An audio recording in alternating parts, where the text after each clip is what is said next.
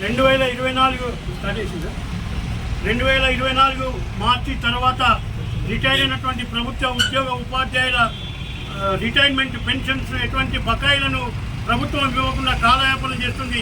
ఇప్పటి వరకు 20 నెలలు గడిచినప్పటికీ కూడా ప్రభుత్వ ఉద్యోగుల ఎటువంటి పెన్షన్స్ రాకుండా వాళ్లకు మనోవేదనకు గురి చేస్తూ రాష్ట్ర వ్యాప్తంగా 42 మంది ప్రాణాలు అర్పించడం జరిగింది. ఇది వాళ్ళు ప్రాణాలు అర్పించడం కాదు, ప్రభుత్వం హత్య చేసినట్టుగా భావిస్తూ దయచేసి రాష్ట్ర ప్రభుత్వం వెంటనే మాకు రావాల్సినటువంటి బకాయిలను చెల్లించాలని ఈ సందర్భంగా అసెంబ్లీ ముట్టడి చేస్తూ ఉన్నాం.